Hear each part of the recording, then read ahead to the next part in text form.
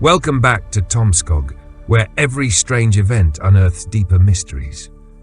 If you've watched the last episode, you already know that our narrator and Nick stumbled into something far more unsettling than they'd anticipated. A contaminated apartment, mysterious visitors, and a strange washing machine with an unnatural presence. Those who know there's something truly wrong in this town. But if this is your first time here, I highly recommend watching Part 1 to understand the full story so far. Once you're caught up, join us here to find out just how deep the darkness goes in Tomskog. Now, let's return to where we left off and discover what happens next. For a couple of weeks after our run-in with the contaminated apartment building, there were a lot of people coming and going. Sheriff Mason had called in the cavalry. I saw a couple of unmarked vans and at one point a bus, a sort of mobile base. I saw people associated with the DUC once. They were wearing a sort of battery-powered full-cover helmet that looked straight out of a cheap sci-fi flick. Mason was too busy to be bothered, but I talked a lot with Nick. Apparently, these were the people you called in when there was something you couldn't normally handle. Things like lactose parasites, a virus that reacted to delta waves, or a being that could camouflage itself so well that you needed a type of paranoid schizophrenia to see them. The stories he told were outright mad, but they were all second or third-hand accounts, and slightly embellished. I only met M once back in 13, Nick explained. We got containment duty, nasty business. An eruption, or localized geological event, spewed a bunch of cave gunk into the air, made some kind of thing go wonky. It all sort of smelled like dinner to, What do you mean thing? I didn't see him. I just sprayed down the cars and hoped they'd go another way. But we didn't have enough drainage, so it was a mess. Nick shook his head with a sigh. If we got these people around, there's gonna be problems. But we got bigger problems if they ain't here. Mason didn't keep us in the loop. Most of the time he sent us out on seemingly random errands.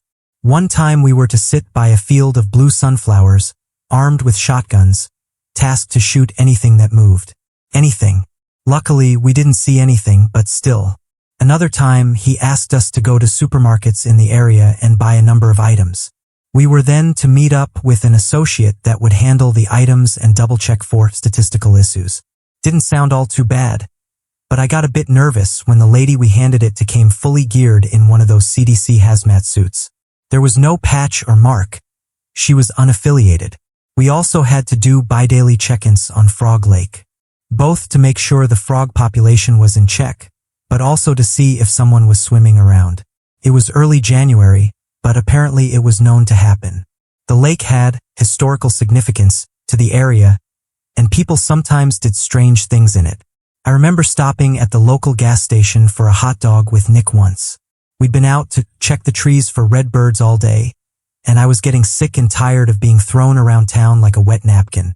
This wasn't police work, and I made my dissatisfaction known, at least to Nick. I hear ya, he said, but we don't have anyone else. The closest fire department is up in St. Cloud, and the less we talk about animal control, the better. I don't get it, I sighed.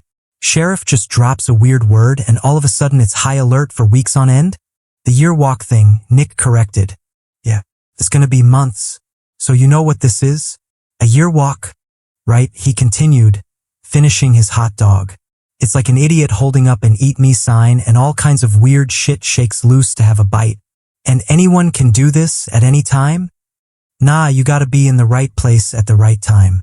There's gotta be like an intent. He tapped the side of his head. And you gotta be an idiot. While the sheriff and the higher-ups kept chasing their tails with big-picture stuff, we were the boots on the ground.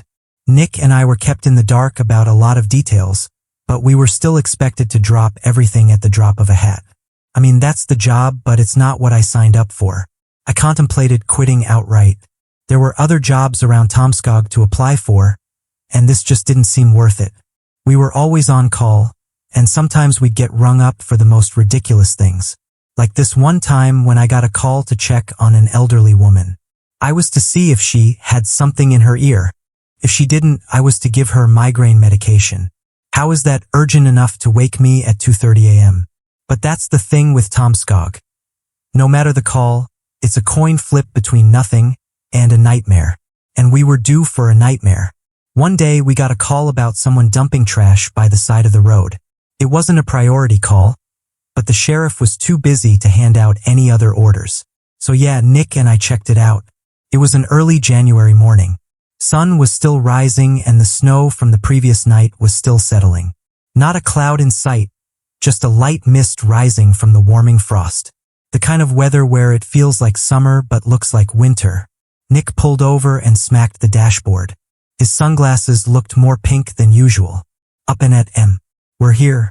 I stepped out to see a washing machine by the side of the road. Cables and pipes and all. It looked to be a couple generations behind, but still pretty modern. The only weird thing about it was the color. It was solid black.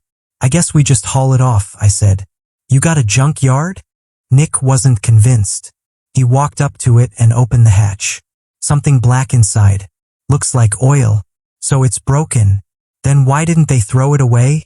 How is leaving it by the side of the road not throwing it away? Nick nodded, adjusting his pink sunglasses and scratching his head. I dunno about this one, he admitted. This is weird shit written all over it. We called Sheriff Mason and got a clear order to drive the thing out of town and drop it off a cliff. I thought it was an exaggeration, but he made it abundantly clear. Not burn it, not crush it, not dump it at a yard. Drive it far out of town and drop it off a steep cliff. It was odd, to say the least, but we were used to it by then. We tipped the thing over, draining the liquid, and threw it in the back of the car. It was a strange substance, like a watery black pudding, kept bubbling, despite not being warm. Nick kicked it off the road, threw a rock at it, and we were on our way. We took a long ride out of town, following a dirt road that had barely been touched. We drove past Lake Adabat and took a turn at what looked like an old quarry. I gave Nick a curious look. Boss said drop it off a cliff. So we're dropping it off a cliff. And up we went. We took the thing out and pushed it all the way up. I could tell this was a sort of gathering for high school kids. The only thing left behind were empty beer cans and half-smoked, poorly rolled joints. Nick didn't seem to notice or care. We pushed the washing machine all the way to the edge at the top of the quarry. It's strange. You don't know how high up you really are until you look down. Every whiff of wind that passed by made the cliff whistle, and every uneasy step had this long echo to it. Nick didn't seem all too bothered by it. I started to suspect that maybe he'd been one of the kids who hung out here once upon a time. We braced ourselves and gave the washing machine a final push off a cliff. It wasn't a straight drop. The thing bounced against the side 2 to 3 times, gaining in speed, before it splashed into the water far below. It took about a minute before it sunk, and when it did, I could see something black pouring out, puddling on the surface of the water. I'm sure it's fine, Nick smiled. Let's get lunch. There wasn't that much going on for the rest of the day. The sheriff was pleased to hear that we'd followed his orders to the letter. Apparently, we'd solved the Hank Byrne issue before it even started. He did not elaborate. As that day came to an end and I changed into my civilian clothes, I found a black spot on my socks. Turns out, a splotch from the washing machine had stuck to them. I didn't think much about it. I just threw it all into my laundry basket. I figured I'd deal with it soon enough, but as these things often go, I kind of forgot about it. We got really busy the next few days. Some of the folks we ran into at the Babin apartment complex were facing complications and had to be hospitalized. We were called in to provide assistance, literally holding some of them down as they were given medication. Even after all this time, some of them still had blue discoloration on their skin. Nick also made an effort to check in on John Digman and his family, just dropping by occasionally to check on him from afar, making sure there was nothing strange going on. I couldn't help but to get the feeling that Nick resented these people. I didn't quite understand why. Yes, the Digman fellow had started something, but I couldn't grasp what it was. But the younger guy, he just seemed like a scared kid. Hell, he barely ever left his apartment. It took me weeks to even get his name, Peter, or using his nickname, Perry. It was after a particularly long day that I came home to a strange sensation. I was kicking off my shoes when I felt a salty smell. Took me a while to realize it was coming from the laundry basket. I hadn't thought about it for some time, but opening it made a wall of stench wash over me. Pushing some underwear and shirts aside, I found my stained socks. Except it wasn't just a little black stain stuck to the side anymore. It had grown to the size of a tennis ball, and it was pulsating. Yeah, I wasn't having it. I'd seen enough of Tomskog to know it was not the kind of thing I wanted to get involved in. Instead, I tossed all of my used clothes in, closed the basket, and took it out back. I grabbed some lighter fluid from the kitchen and set the whole thing on fire. I thought I heard a scream from it, but I convinced myself it was just air pressure. Perhaps it was. Once there was nothing but ashes left, I took a shovel and buried it in a hole at the edge of my property, just in case. Then it was business as usual. We spent an entire day throwing garbage bags into an incinerator. Another day we checked horses for fleas. Not the kind of police work I'd imagined, but whatever. At least I wasn't alone in my misery. Nick was right there, sharing the suffering. But late at night, I couldn't help but to worry. I'd find myself glancing out the window to where I'd buried that thing, imagining it swelling like pus in the dirt. At times I'd convince myself that I could taste that salty smell in the air. The stress of moving to Tomskog had reignited an old habit of mine. Smoking. I'm not proud of it, but it was a way to deal with things. Like holding hands with an old and terrible friend. At times I'd wake up in the middle of the night and sit by the window, having a cigarette as I imagined something erupting from the ground, just out of sight. One of those nights were worse than the others. We had an awful snow-mixed rainfall. It was practically snowing sideways. The kind of weather where you could put a hand out the window and make a snowball. It was eerie, sounding like little taps against the windows. Someone could have knocked on my door and I wouldn't even notice. It had snowed all day. Nick and I had mostly stayed at the station, answering calls and writing up reports. There'd been some lights flickering earlier, making me unsure about firing up my computer. Power wasn't always a certain thing in Tomskog, it seemed. I stuck to my phone instead, playing some music to drown out the howling wind. Every now and then, I'd peer out the window. I couldn't see anything on a good day, but during a stormy night, I could barely see my car. It was all dark. I'd put on a playlist and cracked a window to blow out some cigarette smoke. I watched the smoke swirl and twist until the wind caught it. It was almost poetic in a way. The natural state of things taking away all the bad, one cutting breeze at a time. Then, as I blew out the last of my cigarette, the smoke shifted.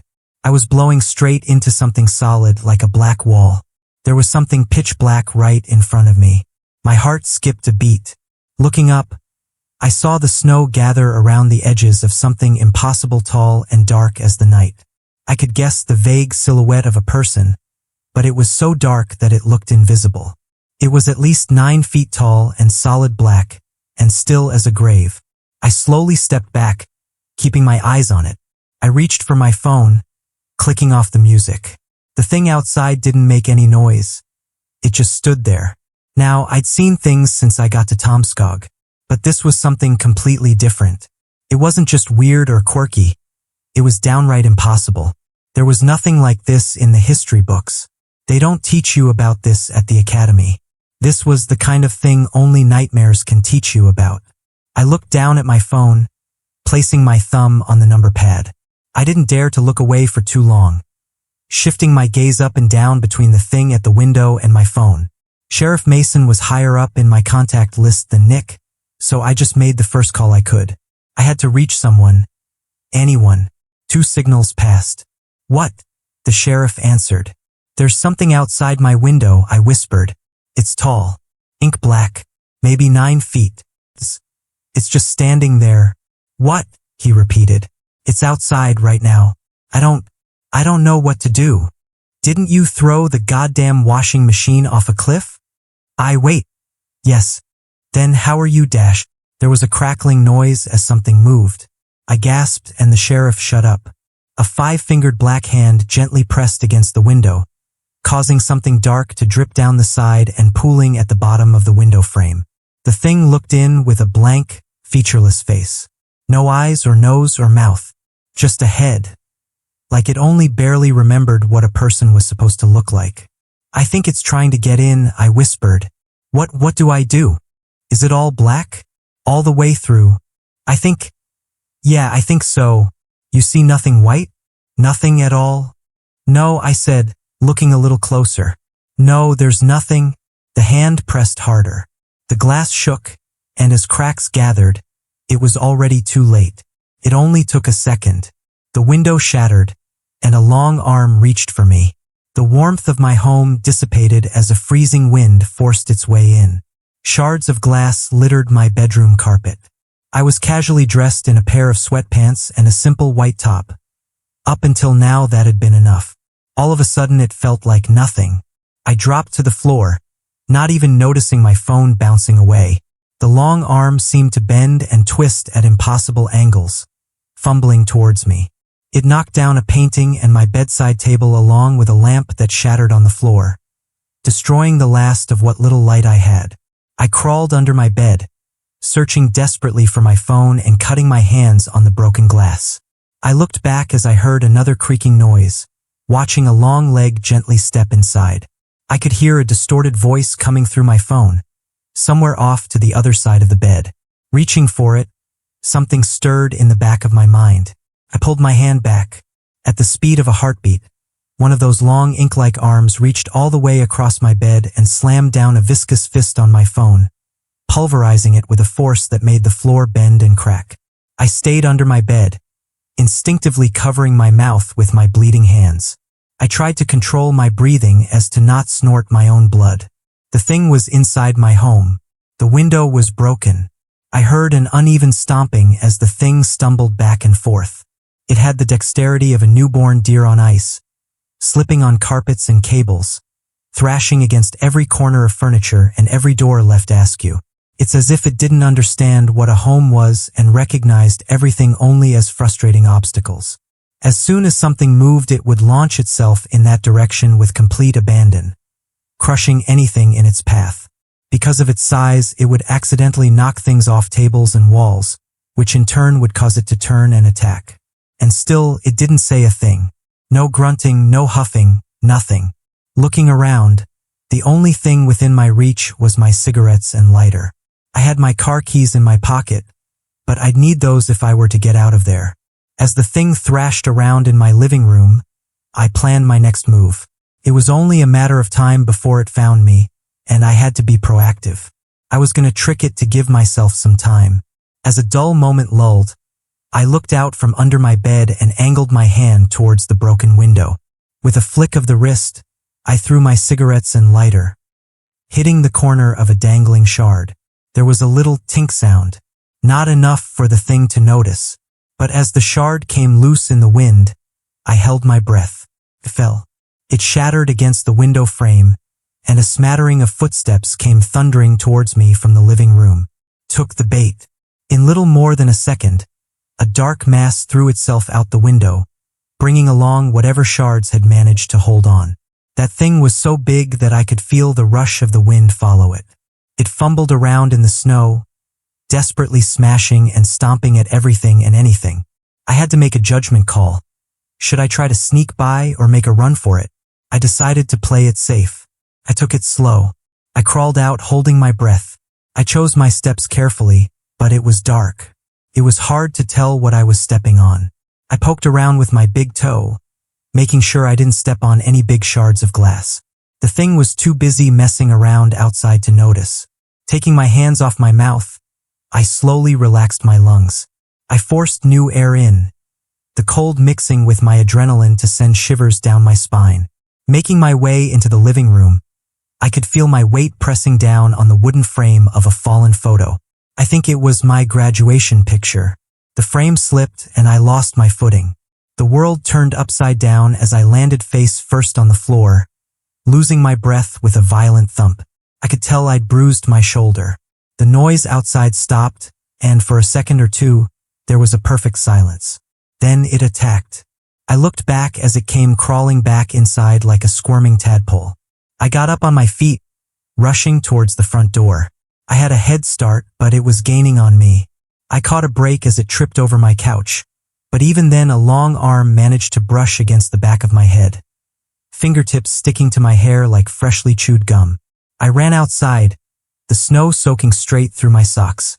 Keeping my head low, I ran for my car. A click of a button and I dove in on the passenger side. The moment I did, a wet hand slapped against the window, accidentally closing the door behind me. The hand was large enough to cover the window almost entirely. For a brief moment, I thought I'd made it. Couldn't get in. Then the glass started to crack. I remember crawling backwards over to the driver's side. I heard this murmur, a begging. I didn't even realize it was coming from me. As the window on the passenger side door shattered, I rolled out the driver's side door. It would have to crawl through the car to get to me, I thought. But no, it was too late. The arm was too long. It reached all the way through the car, grabbed my legs, and pulled. I was dragged through both windows, straight through the car, and thrown out on the other side. My whole body felt like a cold bruise. Couldn't get up. I tried to move, but I just managed to roll a couple inches, panting for dear life.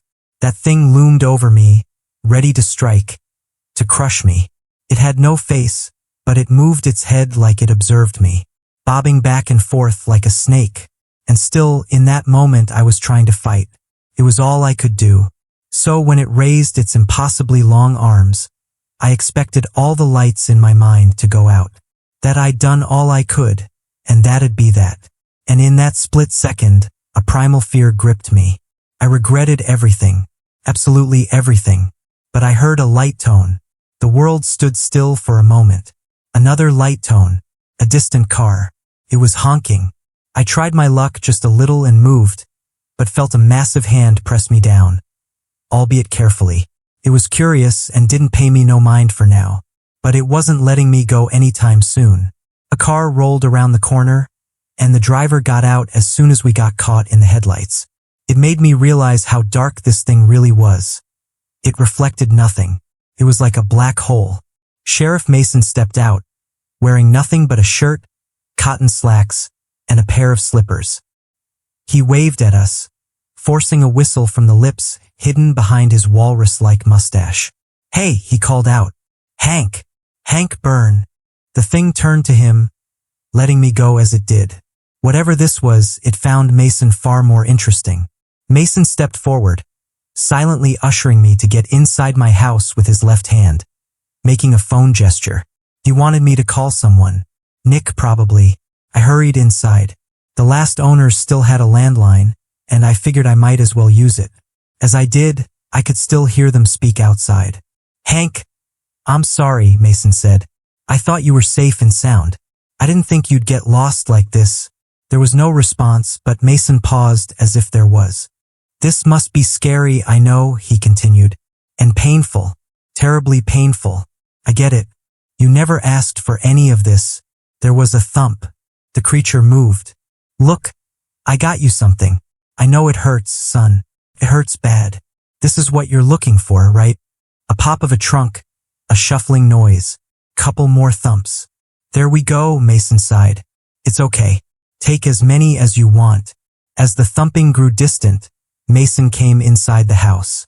I called Nick and screamed at him to hurry over, and for a short moment it was just me and the sheriff. He flipped over my couch and collapsed on it, taking a long shivering breath. I couldn't tell if he was scared or freezing, or both. What did you do?" "I got him a bunch of bones." "Bones?" "Yes, ma'am," Mason nodded. "Bones? You gotta give me more than that." "Fair enough," he groaned. "You've earned it. Turns out, in a town like Tomskog, some things never really go away. And many years ago, when a sick high school kid got crushed by a washing machine, it seems that something got stuck. So Hank, he repeats what he remembers," Mason explained. "And that kid, he remembers something awful." "And what is that?" Mason looked me in the eyes, and for a moment I wasn't paying attention to his stupid mustache or his bacon-fed cheeks. This was a man who'd seen things. He remembers all his bones breaking and wants to put himself back together. Nick showed up after a while. He'd let me with him for a couple of days as we replaced the windows. I was slowly coming to terms with the fact that if the sheriff hadn't shown up, that thing would have literally ripped the bones from my body. Now it was free to roam however it wanted. Something that didn't seem all too alarming for Sheriff Mason. It was to be a later issue, it seemed. As Nick drove me back to his place, I clutched a plastic bag with toiletries and clothes and wondered, did I want to do this? Could I? Why? Nick patted me on the shoulder, snapping me back to reality. We watched the snow collapsing against the windshield. Wipers went back and forth, struggling against the glass. It's okay, Nick smiled. We got this. I looked ahead at the endless tunnel of dark. I took a deep breath, feeling the salty sting of sweat burn against my wounds. I watched Nick's pink sunglasses vibrate on the dashboard and felt the absence of my cigarettes. Yeah, I nodded. We got this. And so our journey in Tomskog continues. As you might have guessed, this story is far from over. There are more strange happenings, unexplained events, and deeper mysteries waiting to unfold in the episodes to come. If you enjoyed part 2, make sure to like this video and share it with friends who love a good mystery. And if you haven't already, hit subscribe and turn on the notification bell so you don't miss any updates from Tomskog. And we want to hear from you. Leave a comment with your thoughts, theories, or what you'd do in our narrator's shoes. Thanks for watching, and we'll see you in the next chapter.